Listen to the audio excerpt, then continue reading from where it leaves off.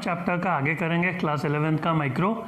तो पिछले वीडियो में जो है हम 1 मार्क का कवर कर रहे थे। डिमांड क्या है, डिमांड फंक्शन क्या है, डिमांड शेड्यूल क्या है, डिमांड कर्व क्या है और डिराइव डिमांड क्या है। आज हम करेंगे कुछ 3-4 मार्क का, 3/4 मार्कर। तो जो पहला 3/4 मार्कर हम करेंगे वो है law of demand. What do you mean by law of demand? ये बहुत इंपॉर्टेंट क्वेश्चन है। तो ये लॉ ऑफ डिमांड जो है जब पूछेंगे हम क्या क्या लिखेंगे 4 मार्क लेने के लिए या 3 मार्क लेने के लिए, वो डिस्कस करेंगे। पहला चीज़ हम तो डेफिनेशन लिखेंगे। तो डेफिनेशन क्या है? लॉ ऑफ डिमांड, हम डिमांड फंक्शन पढ़ चुके हैं। डिमांड फंक्शन में ये पढ़े थे कि डिमांड जो है वो इन्फ्लुएंस होता है कई फैक्टर से, जैसे कि price of the commodity itself, price of related goods, income of the consumer, taste and preferences, so on. तो ये जो डिमांड फंक्शन था, demand for commodity X is a function of price of the commodity X, price of related goods, income of the consumer, taste and preferences, so on. तो ये सबसे demand influence हो रहा था। लॉ ऑफ डिमांड में क्या करते हैं, हम सिर्फ डिमांड और प्राइस का रिलेशनशिप को डिराइव करते हैं और बाकी सारे फैक्टर्स को जो है हम मानते हैं कि वो कांस्टेंट रहेंगे, नहीं तो वो इन्फ्लुएंस कर देंगे। तो अगर ये सब चीज़ कांस्टेंट है तो जब भी प्राइस कमोडिटी का फॉल करेगा तो डिमांड जो है उस कमोडिटी का इंक्रीज करेगा एंड वाइसी वर्सा, या इसका उल्टा भी हो सकता है। अगर प्राइस बढ़ेगा तो डिमांड कम हो जाएगा। तो law of demand states that, law हमेशा बताएगा। तो law of demand states that other things being constant, मतलब बाकी सारे फैक्टर अगर कांस्टेंट है, when the price of a commodity decreases its quantity demand will increase and vice versa. तो ये बताने से 1 मार्क मिल जाएगा। अब इससे रिलेटेड एक इम्पोर्टेंट चीज़ बता रहा हूँ, वो ये है, वो इम्पोर्टेंट चीज़ वो है सेट्रिस पैरिबस। ये सेट्रिस पैरिबस, CETRIS, सेट्रिस पैरिबस है क्या? ये 1 मार्कर MCQ में पूछ लेते हैं और कई बच्चों को पता नहीं होता क्योंकि हर बुक में ये लिखा नहीं होता। कभी कभी बुक में लिखा होता है लेकिन बच्चा जो है इस पर ध्यान नहीं देता। तो सेट्रिस पैरिबस ये जो लॉ में लिखा जाता है, this is other things being constant. तो इसी को जो है सेट्रिस पैरिबस बोलते हैं। तो इसीलिए लिखा जाता है कि law of demand states that when the price of a commodity decreases its quantity demand will increase, ceteris paribus. मतलब ये तभी होगा when other things being constant. तो ये 1 मार्कर MCQs में जो फंस जाते हैं बच्चे, सेट्रिस पैरिबस उन्हें आ गया।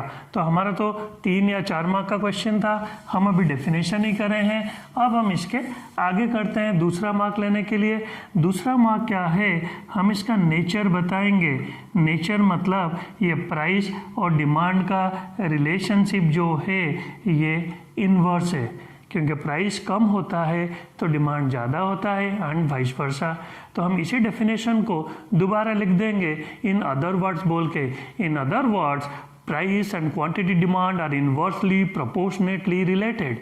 ये लिखने के लिए 1 मार्क मिल जाएगा। तो ये हो गया हमारा दूसरा मार्क के लिए। तो लॉ ऑफ डिमांड हो गया, उसको अदर वर्ड्स में भी एक्सप्लेन कर दिए। अब हम क्या करेंगे, एक डिमांड शेड्यूल देंगे। तो शेड्यूल में जो है 1 मार्कर में बता चुका हूँ, और एक डिमांड कर्व बना देंगे। तो ये 1 मार्क देगा और ये शेड्यूल 1 मार्क देगा, डेफिनेशन 1 मार्क देगा और डेफिनेशन का एक्सप्लेनेशन 1 मार्क देगा। तो ऐसे करके 4 मार्क मिलेगा। अगर 3 मार्क का भी क्वेश्चन होगा तो पूरा 3 मार्क मिल जाएगा। यहाँ पे अजम्पशंस भी दे सकते हैं लेकिन वो बहुत लंबा हो जाएगा, और ये 3 या 4 मार्क का क्वेश्चन है। ये कॉलेज का क्वेश्चन है नहीं कि 5 मार्क या 6 मार्क का क्वेश्चन है। तो हमारा जो है लॉ ऑफ डिमांड यहाँ पे ख़त्म हो गया। तो अब हम करेंगे नेक्स्ट। तो अब हम लॉ ऑफ डिमांड कर लिए। अब 3-4 मार्कर्स 2 डिस्टिंक्शन कर लेते हैं। लॉ ऑफ डिमांड करने से हम अजम्पशंस नहीं लिखे थे, क्योंकि अजम्पशंस जो है वो पूछते नहीं है, तो अजम्पशंस बुक में लिखा हुआ है। वैसे मैं डिमांड फंक्शन में जो लिखा था कि डिमांड जो है प्राइस से इन्फ्लुएंस होता है और बाकी अदर फैक्टर से इन्फ्लुएंस होता है, जैसे कि income of the consumer, taste and preferences, price of related goods. अगर 3 अजम्पशंस लिख दोगे तो ये तीनों फैक्टर को 3 बार लिख दो। एक बार लिख दो कि टेस्ट रिमेन्स कांस्टेंट, दूसरा बार लिख दो price of related good remains the same, तीसरा बार लिख दो income of the consumer remains constant. हो गया 3 अजम्पशंस। तो इसलिए अजम्पशंस लिखने की ज़रूरत नहीं है, अगर चाहो तो लिख सकते हो। अब हम नेक्स्ट क्वेश्चन कर रहे हैं डिस्टिंक्शन। इसमें जो है पहला हम गुड्स के बारे में करेंगे, क्योंकि ये इम्पोर्टेंट है, इनमें से कोई एक आएगा। तो हम कर रहे हैं अभी गुड्स जो है नॉर्मल और इन्फेरियर गुड्स, तो इनके बारे में अब पढ़ेंगे हम। तो जब भी इको में डिस्टिंक्शन आएगा हम हमेशा बेसिस ऑफ डिस्टिंक्शन लिखेंगे। बेसिस ऑफ डिस्टिंक्शन लिख के बेसिस को जो है याद रख लेंगे, उसको देख के सेंटेंस लिख देंगे सिंपल इंग्लिश में, जो हमें आसानी से याद रह जाए। तो अब हम कर रहे हैं नॉर्मल गुड्स क्या है और इन्फेरियर गुड्स क्या है। पहला चीज़ हमेशा हर डिस्टिंक्शन में मैं डेफिनेशन देता हूँ, तो डेफिनेशन हमें 1 मार्क दे देगा। तो नॉर्मल गुड्स या इन्फीरियर गुड्स जो है वो कैसे पता चलता है, उसका रिलेशनशिप इनकम के साथ, वो इनकम के हिसाब से कैसे रिएक्ट करता है कंज्यूमर का माइंड को, वो जो है हमें बताता है whether that good is normal और इन्फेरियर।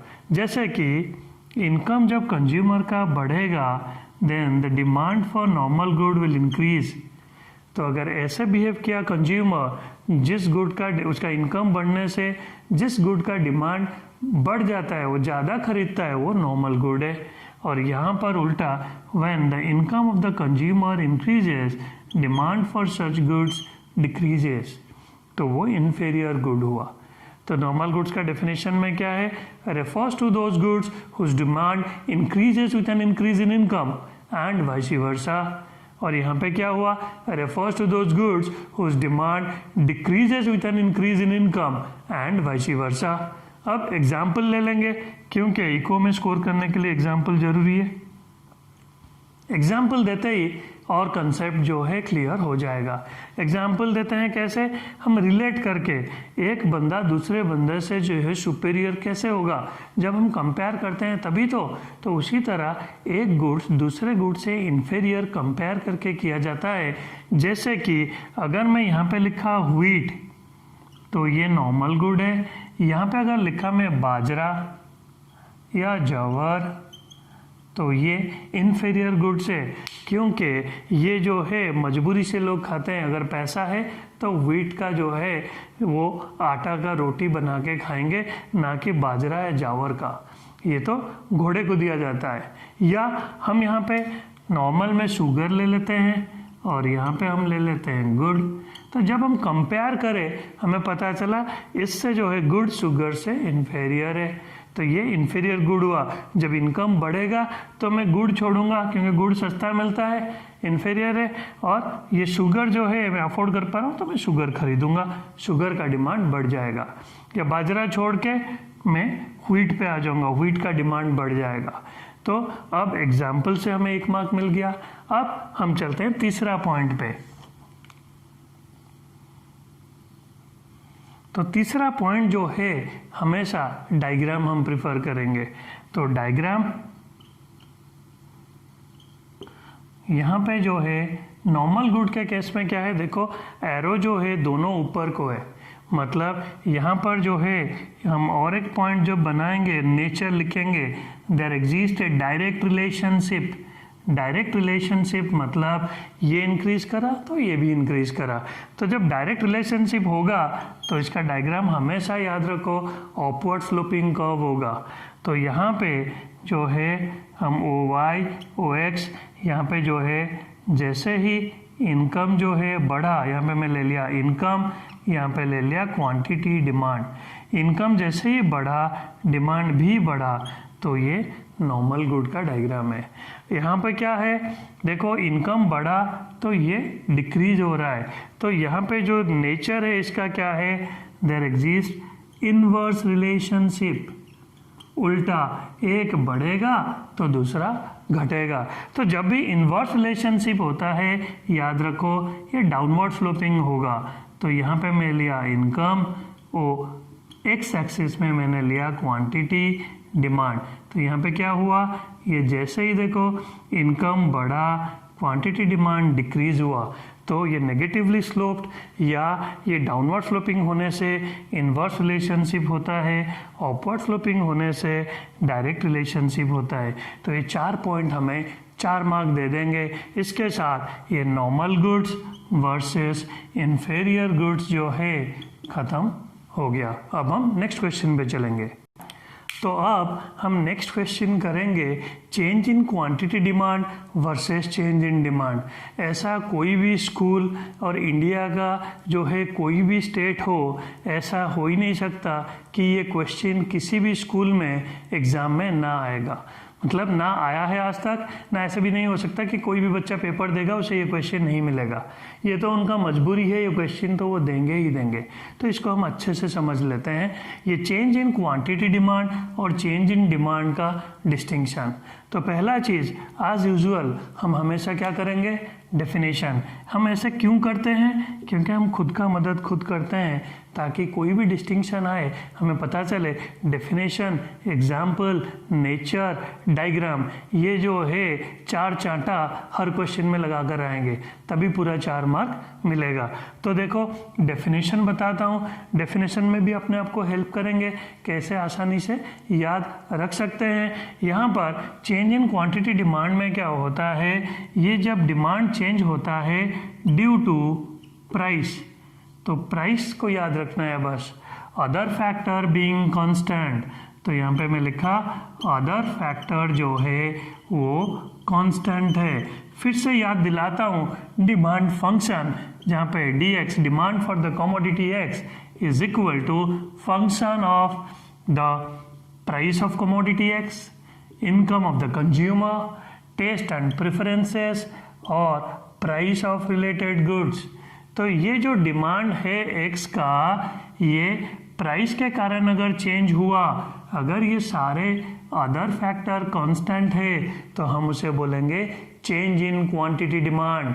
तो हमें याद क्या रखना है, it is the change in quantity demand is due to change in price, other factor remains the same, remains constant. यहाँ पर बिल्कुल उल्टा, here the demand changes due to other factor, price is constant.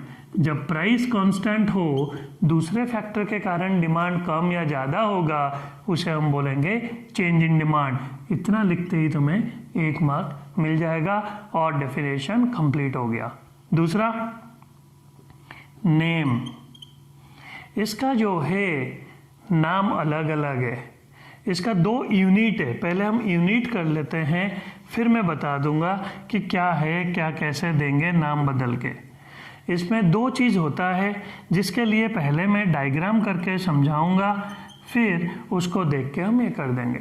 Diagram क्या है, change in quantity demand का जब diagram बनाएंगे तो यहाँ पर हम क्या करेंगे, एक डाउनवर्ड स्लोपिंग कर्व ऐसे बना देंगे। तो यहाँ पर हम लेंगे प्राइस और यहाँ पे लेंगे क्वांटिटी। तो ये जब प्राइस था, सपोज OP, तो OQ था क्वांटिटी, तो इतने प्राइस में OQ क्वांटिटी हम खरीद रहे थे। जैसे प्राइस कम हुआ, यहाँ पर OQ 1 हो गया, जैसे ये OP 1 हुआ, तो प्राइस कम हुआ तो डिमांड बढ़ा। तो हम वही तो बता रहे थे कि प्राइस के कारण डिमांड चेंज हुआ, तो इसलिए इसका डायग्राम ऐसे होगा। अब इसका डायग्राम कैसे होगा वो समझ लेते हैं। इसका डायग्राम कैसे होगा, ये OY, ये OX, ये रहा आपका डिमांड कर्व। अब क्या करूँगा, मैं आगे और एक डिमांड कर्व बना दिया डॉटेड लाइन में D1। तो अब यहाँ तो मैं ले रहा हूँ प्राइस और यहाँ ले रहा हूँ क्वांटिटी। तो इसी प्राइस में ये रहा प्राइस, OQ हुए क्वांटिटी डिमांड D कर्व में, लेकिन ये D1 कर्व में ये क्वांटिटी डिमांड हो गया Q1। मतलब प्राइस के कारण ये क्वांटिटी नहीं बढ़ा है, हम यही बता रहे हैं कि प्राइस तो सेम रहेगा, प्राइस यहाँ पे सेम है। तो ये क्यों इंक्रीज हुआ, क्योंकि भाई उसका इनकम बढ़ा होगा, या उसे अच्छा लगा होगा, टेस्ट फेवरेबल होगा, या इसका रिलेटेड गुड का प्राइस से वो इन्फ्लुएंस हुआ होगा। इसीलिए प्राइस यहाँ पे सेम है लेकिन डिमांड बढ़ गया, तो यहाँ पर डिमांड कर्व जो है आगे को शिफ्ट किया। तो यहाँ पर इसका 2 यूनिट जो है, यहाँ पर क्या हुआ, डिमांड बढ़ा, इसको बोलते हैं एक्सपांसन ऑफ डिमांड। यहाँ पर भी डिमांड बढ़ा है, इसको लेकिन बोलते हैं इंक्रीज इन डिमांड। तो ये हो सकता है, हर चीज़ 2 चीज़ हो सकता है, या तो किसी का बुराई करो या अच्छा ही करो, अच्छा बोलो या बुरा बोलो। तो जैसे इंक्रीज हो रहा है, उल्टा भी तो हो सकता है, डिक्रीज भी हो सकता है। इनकम अगर कम हो गया तो, डिमोशन मिल गया तो, टेस्ट अगर बुरा लगा तो उल्टा भी यहाँ भी ऐसे भी डायग्राम हो सकता था। ये D2 कर सकते थे और क्वांटिटी डिमांड Q0 कम भी हो सकता था। तो इसीलिए या तो ये इंक्रीज होगा या ये डिक्रीज होगा। यहाँ भी ऐसे उल्टा हो सकता था, जैसे एक्सपांड किया, अगर प्राइस बढ़ गया तो ये पीछे आ जाता, क्वांटिटी डिमांड कम हो जाता, उसे बोलते हैं कंट्रैक्शन ऑफ डिमांड। तो इसका 2 यूनिट जो है, एक है एक्सपेंशन या कंट्रैक्शन, और इसका है इंक्रीज इन डिमांड और डिक्रीज इन डिमांड। अब इसका नेम करते हैं, 4 पॉइंट हो जाएगा, उसके साथ ये क्वेश्चन खत्म हो जाएगा। नेम क्या है? नेम यहाँ पर देखो, कंज्यूमर यहाँ से यहाँ तक मूव किया, ए पॉइंट से बी पॉइंट तक, तो यही मूव को देखकर इसका नाम रख दिया गया। This is also known as movement along the same demand curve, movement along the same demand curve। और यहाँ पर क्या होता है नेचर, यहाँ पर या तो आगे को गया दूसरा डिमांड कर्व में, या पीछे को गया, तो इसको बोलते हैं, this is also known as shift in the demand curve. तो यहाँ पे जो है नेम भी लिख सकते हैं या हम नेचर भी बोल सकते हैं, क्योंकि हम सब जगह नेचर लिख रहे थे तो नेचर भी लिख देंगे ताकि हमें कुछ अलग याद नहीं रखना पड़े। तो इसे movement along the same demand curve इसका नेचर है, या तो ऊपर से नीचे या नीचे से ऊपर। यहाँ पर shift in the demand curve या तो राइट को शिफ्ट करेगा या लेफ्ट को शिफ्ट करेगा, ये सबसे इम्पोर्टेंट है। और क्वेश्चन जब देते हैं कभी कभी वो पूछेंगे distinguish between expansion in demand and increase in demand. वहाँ पे नेम पे क्या ले आओगे, नेम पे ये ले आओगे, this is also known as change in quantity demand and this is also known as change in demand. तो नेम ऐसे ही चलेगा। तो ये हमारा जो है सबसे इम्पोर्टेंट क्वेश्चन हो गया, और इसी के साथ जो है हम जो है 3-4 मार्कर आज कवर कर लिए। अब नेक्स्ट वीडियो जो होगा आगे कवर करेंगे। ये वीडियो अगर पसंद आया इसे लाइक, सब्सक्राइब और कमेंट के साथ शेयर जरूर कीजिए। Thank you.